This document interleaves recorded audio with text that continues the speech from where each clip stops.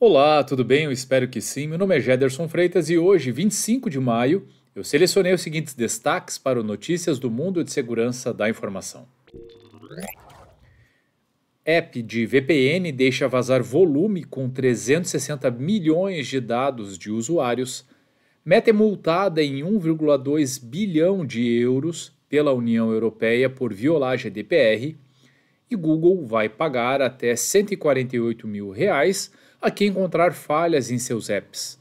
E eu começo com essa notícia que fala: app de VPN deixa vazar volume com 360 milhões de dados de usuários. Um volume com mais de 360,3 milhões de dados de usuários do aplicativo SuperVPN estava disponível na internet sem proteção, podendo ser acessado por qualquer pessoa. No interior estavam informações como endereços de e-mail e IP, geolocalização e, na parte mais sensível da exposição, registros de servidores para redirecionamento de tráfego e links de sites acessados pelos utilizadores da plataforma. O software gratuito disponível em versões para iOS e Android acumula mais de 100 milhões de downloads somente na loja oficial do Google, constituindo uma das opções de VPNs gratuitas mais populares da plataforma. Por razões éticas, o volume foi esmiuçado pelos especialistas da VPN Mentor, responsáveis pela descoberta, o que impede saber se informações de brasileiros estavam na exposição. Por aqui, a busca por apps desse tipo aumentou recentemente, após o bloqueio do Telegram, por exemplo. Por isso, aos usuários, o ideal é contar que sim, já que provavelmente o que a matéria quis dizer é aos usuários o ideal é entender que seus dados podem ter sido vazados, já que a quantidade de registros disponíveis no volume exposto também corresponde a uma bela fatia do total de utilizadores da solução. Entre os 113 gigabytes de informações disponíveis também estavam segredos de aplicação, identificadores individuais dos usuários e informações sobre o aparelho usado para acesso, bem como o sistema operacional e o tipo de conexão usada entre Wi-Fi ou dados de celulares. Em outro aspecto que adiciona gravidade ao volume, o pesquisador Jeremiah Fowler, da VPN Mentor, também aponta para a presença de registros financeiros em meio ao vazamento. Ainda que dados de cartão de crédito e outras informações de pagamento não estejam disponíveis, foi possível acessar registros de assinatura e reembolso relacionados ao uso do aplicativo, que fornece VPN gratuita ao lado de opções pagas com mais recursos e menos restrições de acesso.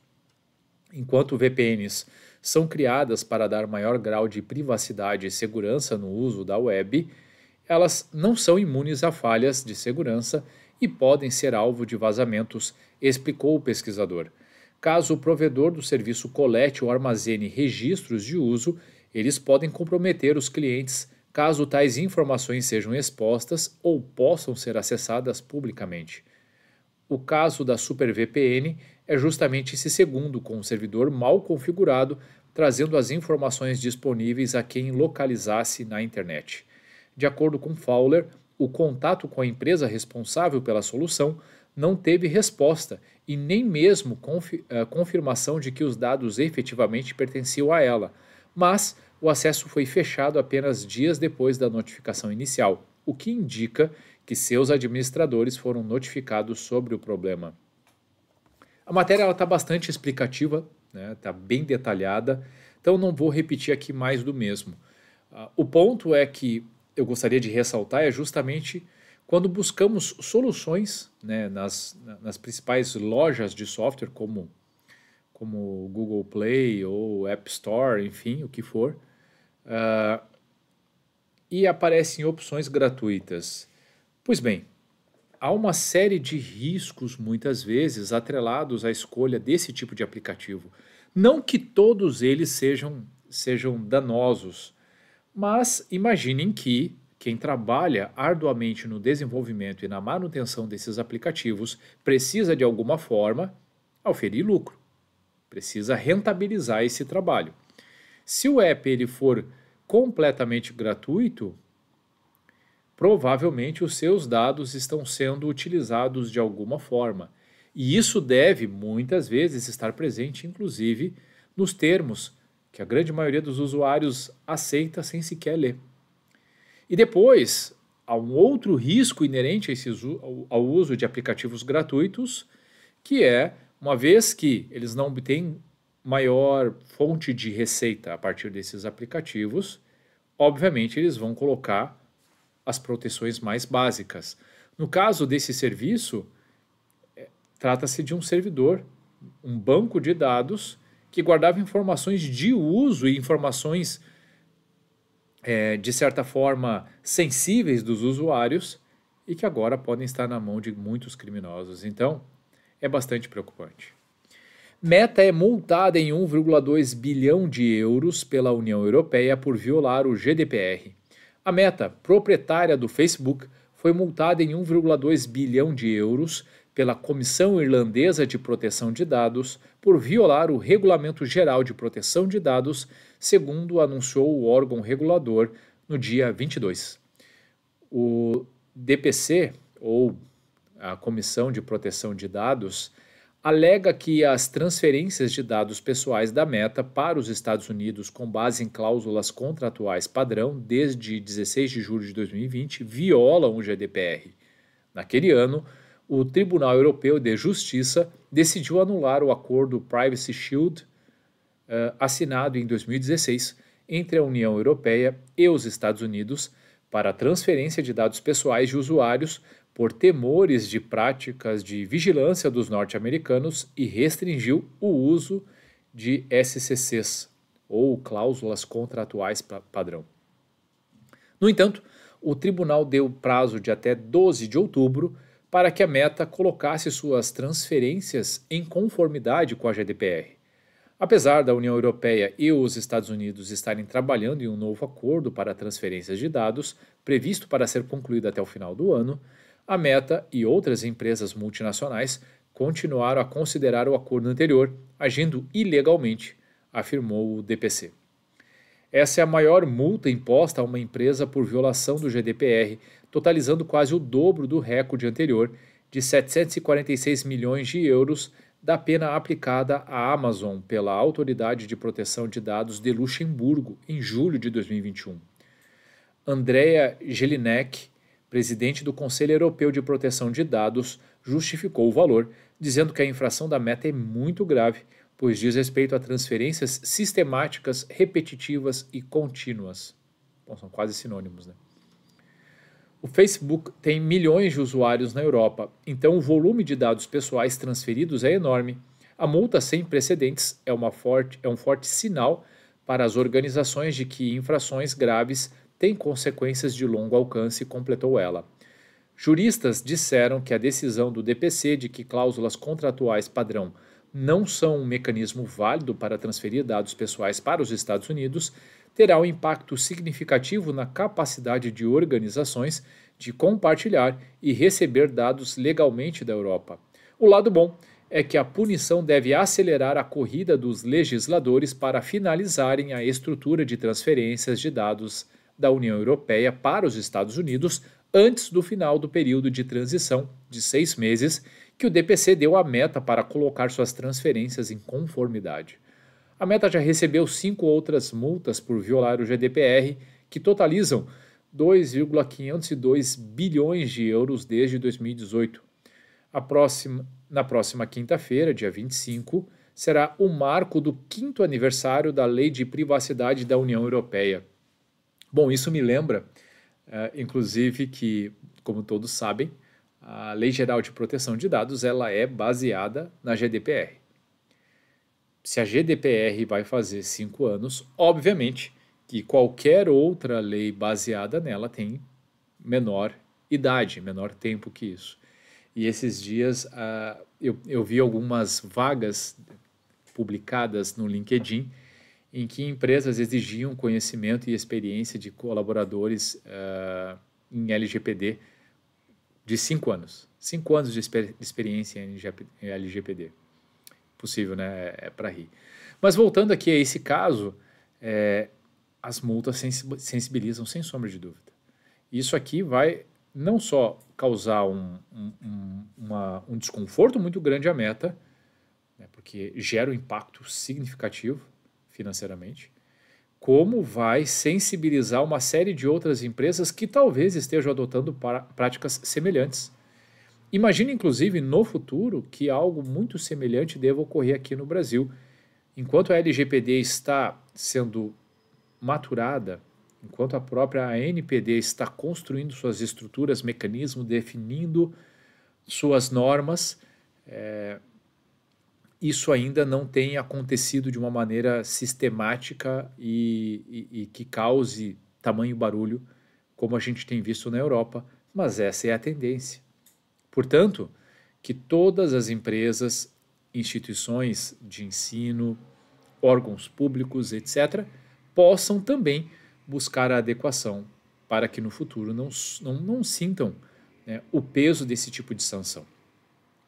E na última matéria de hoje, Google vai pagar até R$148 mil a quem encontrar falhas em seus apps.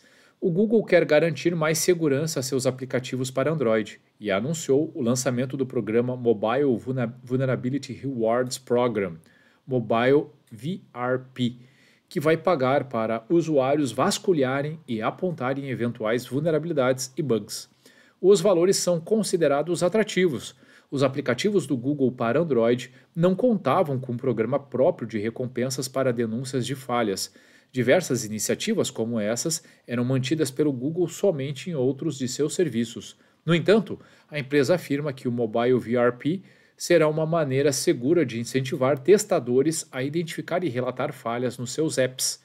O Google promete pagar valores que variam entre $500 e $30 mil por cada falha, dependendo da gravidade e da natureza da vulnerabilidade. Em especial, falhas na execução de código são recompensadas de forma mais generosa, sobretudo quando associadas à capacidade de serem executadas remotamente, sem a necessidade de interação dos usuários. Os valores, níveis de problemas e recompensas são divididos assim. Nível 1, falhas no Google Play Services, Google Cloud, Google Chrome, Gmail, Chrome Remote Desktop e Google, paga até $30 mil. Nível 2, aplicativos que usam dados do usuário ou interagem com os serviços do Google, paga até $25 mil. Nível 3, aplicativos que lidam com dados do usuário ou interagem com os serviços do Google, pagam até $20 mil. Para mais informações sobre o programa de recompensas, acesse o site oficial em bughunters.google.com. Como todo mundo já deve ter ouvido falar em algum momento, isso é uma iniciativa, né, um programa, né, que muitos conhecem por Bug Hunt, dentro, ou melhor dizendo, Bug Bounty, né, que incentiva pessoas que trabalham com Bug Hunt a encontrarem fragilidades, reportarem isso de uma maneira adequada dentro de uma plataforma, sob determinadas regras, cadastro, etc, etc, etc, justamente para fomentar primeiro o interesse de diversos pesquisadores e não depender única e exclusivamente da sua equipe interna para identificar, reportar e corrigir vulnerabilidades, acelera muitas vezes essas ações, né, de correção e de identificação, e, obviamente, denota um certo compromisso com a qualidade dos apps e sistemas no que tange, pelo menos, o aspecto de segurança. Então, isso é bastante importante. Nem todas as empresas, eu vejo algumas empresas começarem de trás para frente, né? Estão começando um programa de gestão de segurança e querem já implementar um programa de bug bounty, achando que com isso conseguirão endereçar melhor e ter uma maior qualidade dos seus aplicativos e serviços. Pois bem, isso só é verdade se o processo de gestão de vulnerabilidades e desenvolvimento seguro forem maduros. Se eles forem maduros e o time for preparado para isso, o programa de bug bounty pode dar muito certo, pode acelerar e mostra não só para os seus usuários, mas para o mercado como um todo, que a empresa ela tem uma baixa tolerância a falhas e riscos. Então, isso é extremamente positivo, mas existe uma ordem lógica para as coisas, né? É preciso ter uma estrutura pronta para ter um tipo de programa como esse.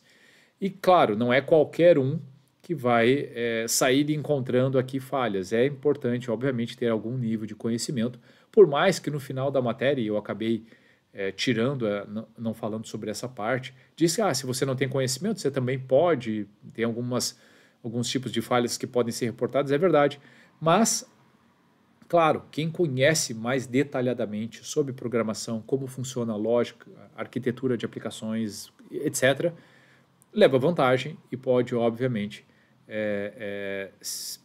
ter mais sucesso nesse caso. Bom, pessoal, o que eu tinha selecionado para hoje era isso. Espero sinceramente que vocês tenham gostado e se você gostou do conteúdo, se fez sentido para você, então curta, salve, compartilhe esse post ou marque as pessoas que podem se beneficiar desse tipo de conteúdo. Eu tenho certeza que fazendo essas ações, podemos fazer a diferença trazendo mais cultura de segurança da informação.